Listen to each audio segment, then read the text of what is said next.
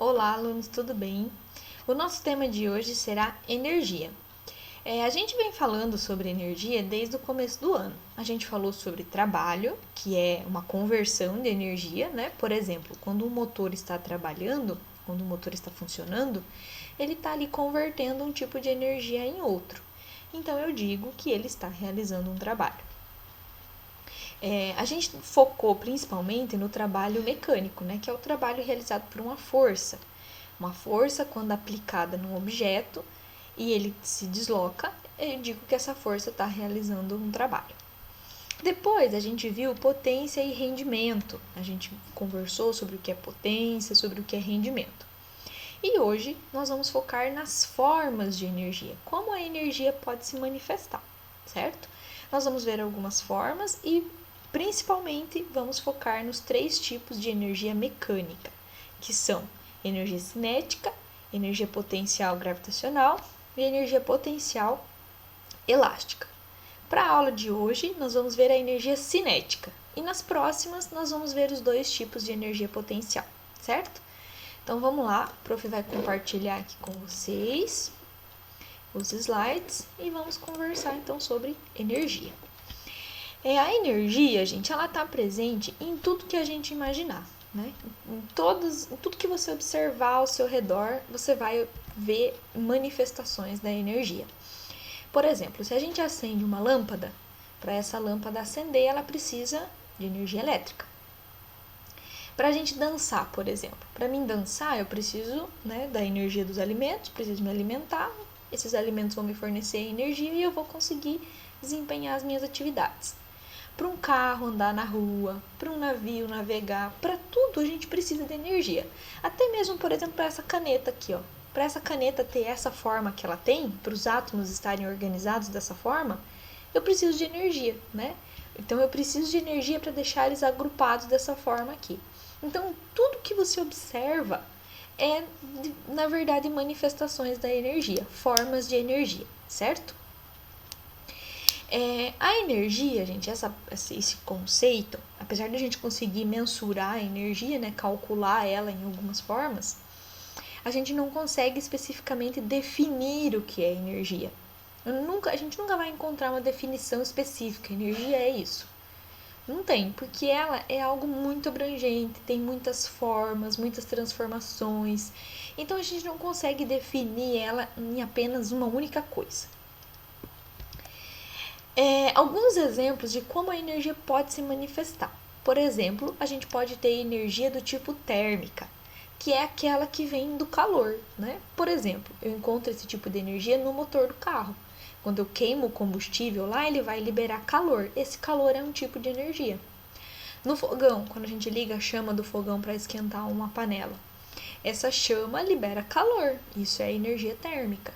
No forno, mesma coisa. Outro tipo de energia, temos a energia elétrica, né? Que é aquela que faz acender a lâmpada, que faz ligar o computador, que faz carregar o celular, certo? A energia química é aquela que vem dos elementos químicos, né? Por exemplo, quando a gente queima um combustível. O combustível, né? Ele tem lá seus elementos químicos, suas moléculas. Essas moléculas, elas são dotadas de energia, certo? Os alimentos também. Os alimentos têm lá as suas composições e nessas composições a gente encontra energia. Quando ele é digerido, ele vai liberar energia para o nosso corpo. Energia do tipo magnética, aquela que a gente encontra nos ímãs, né? Os ímãs têm capacidade de atrair outros objetos, né, ferromagnéticos, e essa atração ocorre devido à energia. Energia nuclear, aquela que é presente no núcleo dos átomos e que ela é explorada nas usinas nucleares, né? As usinas nucleares, elas funcionam ou partindo núcleos ao meio, ou então juntando núcleos, né? Usinas de fissão e de fusão nuclear.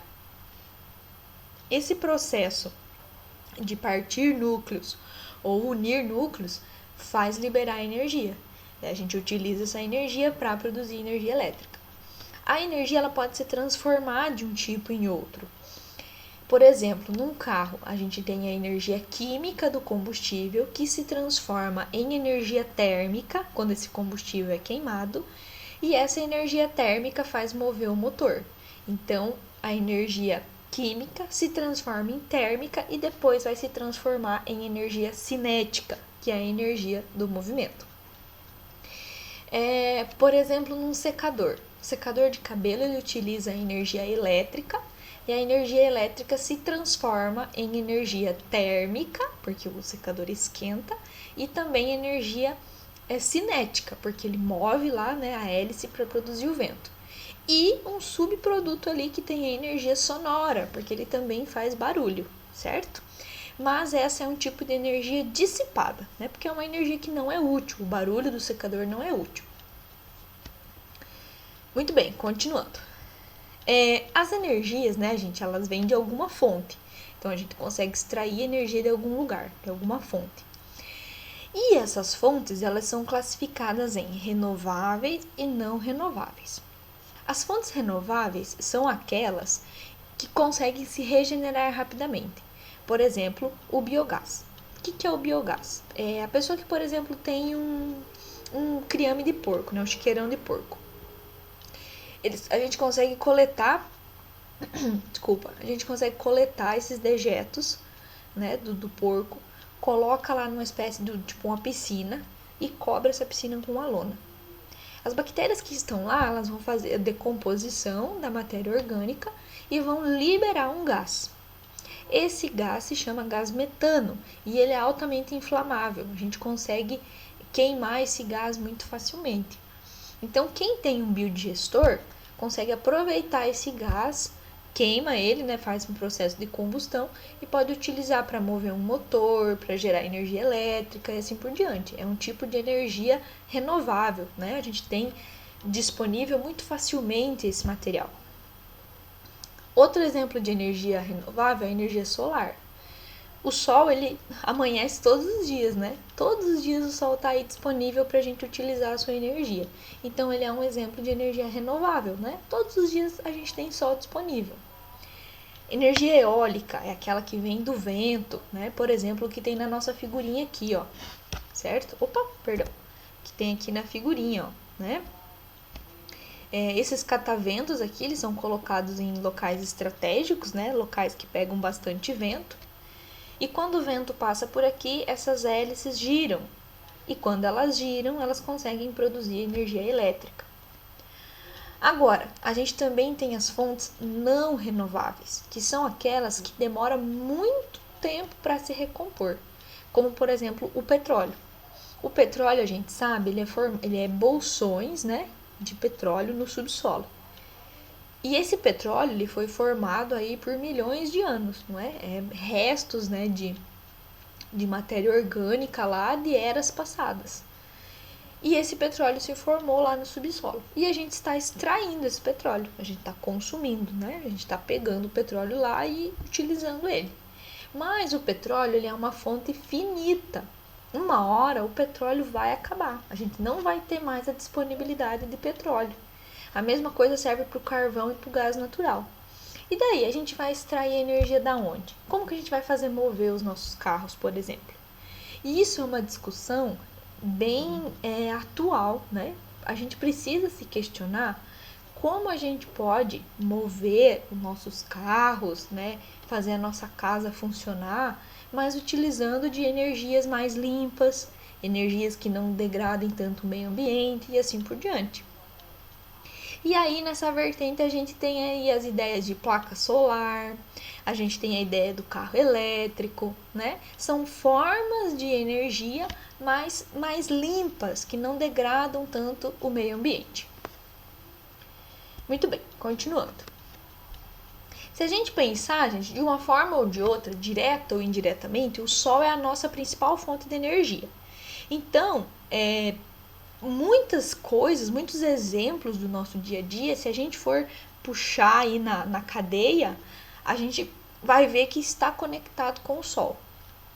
Por exemplo, eu preciso me alimentar, né, para mim ter energia para fazer as minhas coisas.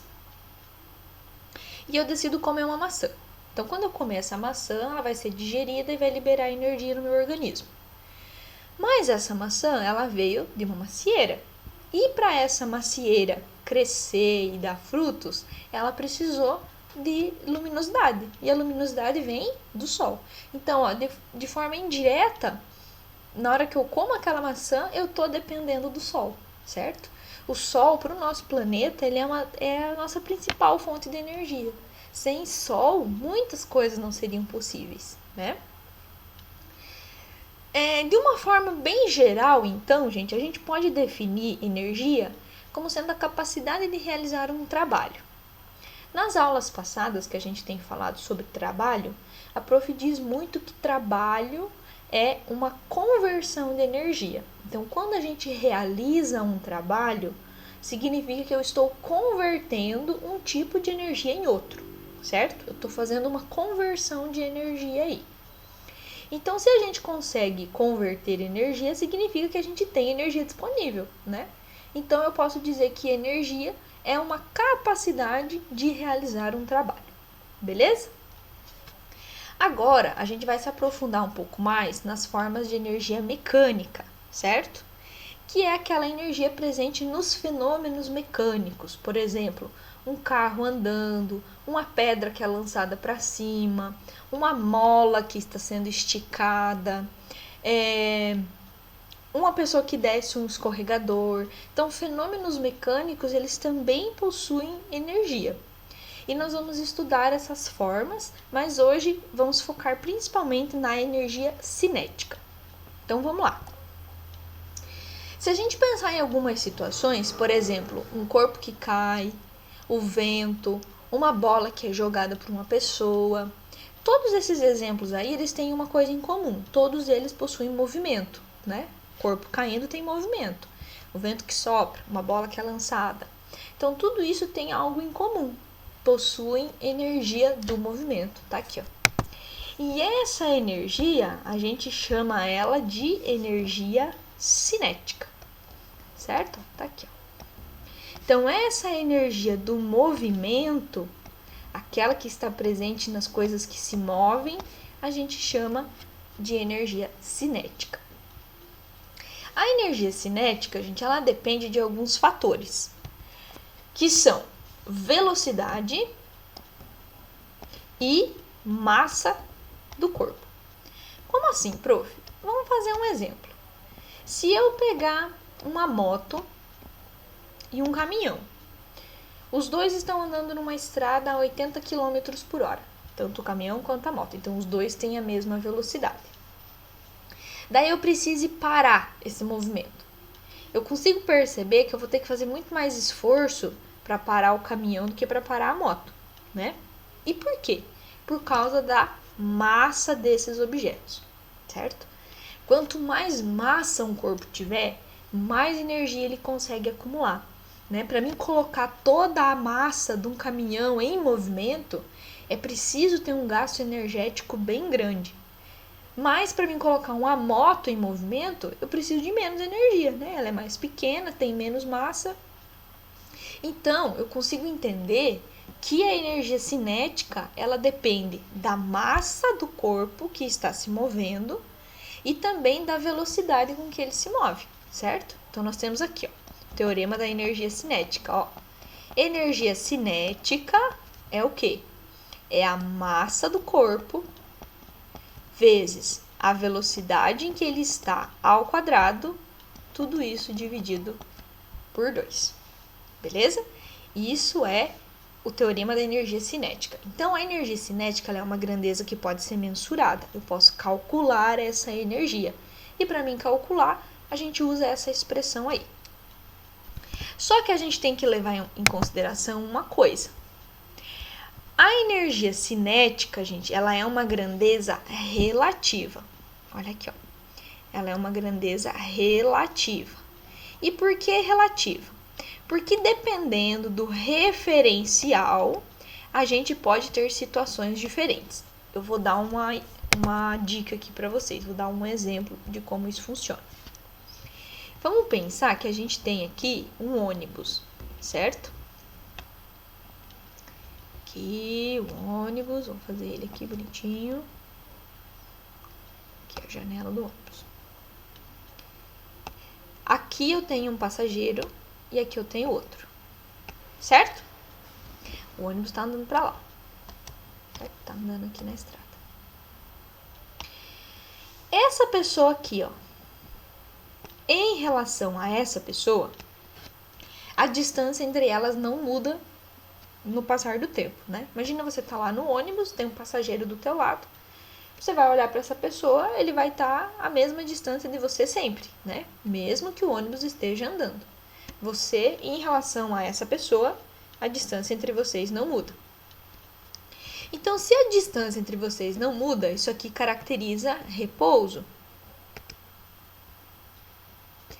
No repouso, a gente tem velocidade igual a zero, não é? Velocidade igual a zero. Se a gente não tem velocidade, eu também não vou ter energia, certo? Então, gente, essa pessoa aqui, ó, esse passageiro, em relação a esse passageiro, um em relação ao outro, eles não possuem energia cinética, certo? Porque, tecnicamente, eles estão em repouso um em relação ao outro. Mas, prof, mas eles estão dentro do ônibus e estão andando com uma certa velocidade, como é que eles não têm energia? Eles podem ter energia, mas desde que eu mude o referencial. Agora eu vou colocar como referência uma pessoa que está aqui na beira da estrada observando o ônibus passar. Essa pessoa, em relação às que estão aqui dentro, a distância entre elas agora muda, né? Porque o ônibus está passando, então ele está se aproximando da pessoa. Isso aqui é mudança da distância. Então, se muda a distância, né? Tem movimento. Se tem movimento, tem velocidade. Então, agora, essas pessoas, em relação a uma pessoa que está aqui fora, agora sim elas possuem energia cinética. Mas uma em relação à outra não possui. Então, é por isso que eu digo que a energia cinética é relativa. Ela depende de um referencial. Então, vamos supor que eu escolho essa pessoa aqui para estudar a energia dela. Ela, em relação a esse, não tem energia. Então, esse aqui é um referencial. Mas, em relação a esse, tem. Esse aqui é outro referencial, certo? Então, quando a gente troca o referencial, os valores de energia cinética também são possíveis de mudar, beleza? Como a gente está falando de energia, a unidade de medida é o joule, da mesma forma que a gente media trabalho, certo? Então, a unidade de medida é o joule. Vamos continuar. Vamos fazer algumas aplicações de equação aqui, aplicação de fórmula, para a gente ver como que a gente manipula isso aqui. Então, vamos lá. Em certo momento, a velocidade de um veículo é de 90 km por hora. Então, vamos anotar esse valor aqui. Velocidade 90 km por hora. Sabendo que a sua massa é de 1000 kg, vamos anotar aqui. Massa é 1000 kg. Calcule sua energia cinética nesse instante. Então, o exercício quer que eu calcule a EC desse carro, a energia cinética. Então, vamos lá. Energia cinética, como que ela é calculada? Ela é calculada por massa vezes velocidade ao quadrado, tudo isso dividido por 2. Joia? A massa do nosso veículo é de 1000 kg. Beleza? Tem que usar sempre em quilos a massa. A velocidade é 90 km por hora. Para mim chegar no joule, gente, no final, certo? O joule é a medida no sistema internacional. Então, eu tenho que usar a massa em quilos e a velocidade em metros por segundo. E aqui nós temos 1 km por hora. Então, esse 90 tem que ser convertido, certo? Se eu converter o 90, vou fazer aqui, ó. 90 dividido por 3,6, né? Lembram da regrinha para converter? Eu vou encontrar 25 metros por segundo. Então, agora eu vou aplicar 25 aqui na conta. 25 ao quadrado dividido por 2. 25 ao quadrado dá 625. Vamos terminar aqui. 1000 vezes o 625 dá 625.000. Dividido por 2. Vamos ver aqui. 625.000 dividido por 2. Vai dar 312.500 joules. Beleza? Essa é a nossa energia cinética aí desse veículo. Tranquilo, gente? Então, se quem quiser anotar, faça as anotações, pode dar pause no vídeo, fazer as anotações. Agora, vamos fazer um exemplo um pouco mais elaborado, que exige um pouquinho mais de esforço mental. Vamos lá.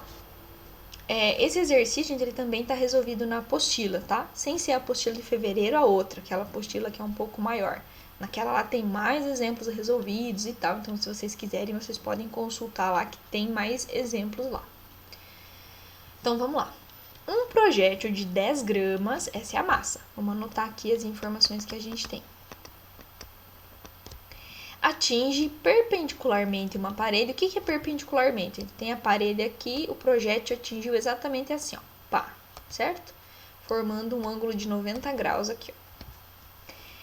Atinge perpendicularmente uma parede com velocidade de 600 metros por segundo. E ali penetra 20 centímetros. Então, de acordo aqui com o desenho, ó, o tanto que a bala entrou na parede, ele chamou essa distância aí de 20 centímetros. Na direção do movimento. Determine a intensidade da força de resistência, então eu quero saber qual é a força, oposta pela parede à penetração, supondo essa força constante. Então eu quero saber o tanto de força que a parede fez na bala para que ela parasse aí dentro da parede, né? Então vamos pensar o que aconteceu. Então, no instante antes da bala encostar na parede, então, ó, no instante antes dela encostar aqui, ó, então ela tá chegando na parede. Ela chega aqui com uma certa velocidade, ó, que o exercício me disse que é de 600 metros por segundo. Então, essa bala, ela tem uma massa, tem uma velocidade, então ela vai chegar aqui com uma certa quantidade de energia cinética, ok? Conforme ela vai entrando na parede, a parede vai freando o movimento dela, né? A parede vai exercendo uma força contrária e vai freando essa bala. Então, a bala vai parando, né? Conforme ela vai entrando na parede, ela vai parando. Até que ela para num certo ponto, aqui, ó, tá representado no desenho, certo? Então, ela foi entrando na parede, e a parede foi freando ela, até que ela para. Então, quando ela chega nesse ponto e para, a velocidade dela foi para zero. Então, se ela não tem mais velocidade, a energia cinética dela também foi para zero, certo? Então, ela tinha um valor de energia cinética e conforme ela vai entrando dentro da parede, a parede vai consumindo essa energia dela. A parede vai realizando um trabalho. Lembram, gente? Trabalho é transformação de energia. Então, conforme a bala vai entrando na parede, a parede vai realizando um trabalho, né? Qual que é o trabalho da parede? O trabalho da parede é frear a bala. É um trabalho resistivo. Então, o trabalho dela é frear a bala. Quando ela realiza esse trabalho, toda a energia que a bala tinha é perdida. Ela consome toda a energia. Então, muito bem. Então, vamos calcular essa energia aí, né? Com que energia que ela chega aí na parede. Vamos lá. Massa vezes velocidade ao quadrado dividido por 2. A massa, como a prof falou anteriormente, ela tem que estar sempre em quilos. Então, vamos transformar essas gramas para quilos e ver quanto que vai dar. Então, dividindo por 1000, a massa vai dar 0,01 quilo. A velocidade já está em metros por segundo, então beleza, a gente não precisa transformar. Tudo isso dividido por 2.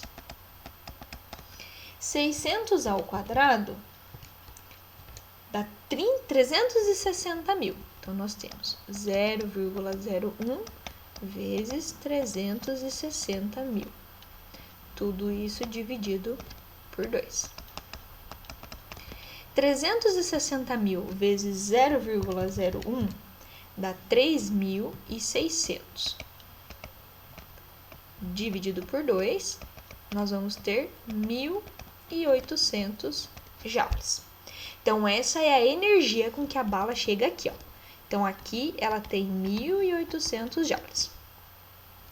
Conforme ela vai entrando na parede, essa energia vai sendo consumida, certo? A parede vai consumindo essa energia dela. Por quê? Porque a parede faz um trabalho para frear a bala, certo? Então, ó, se eu tenho uma bala, vamos pensar aqui, gente. Ó, eu tenho uma bala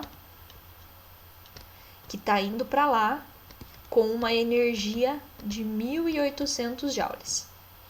E eu quero fazer ela parar. O que eu tenho que fazer? Eu tenho que aplicar uma força contrária, né?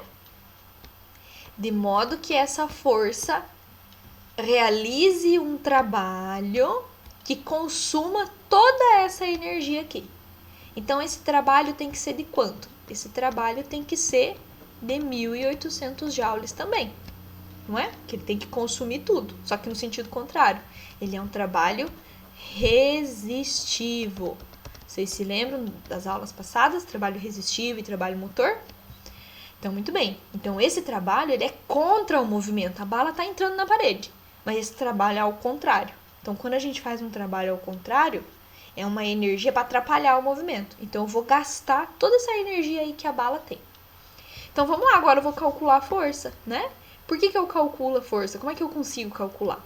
Porque eu sei que o trabalho é força vezes o deslocamento.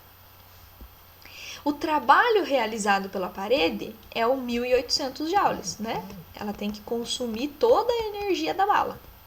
A força é o que eu estou procurando e o deslocamento é de 20 centímetros. Mas transforma para metro, porque não pode ser em centímetro.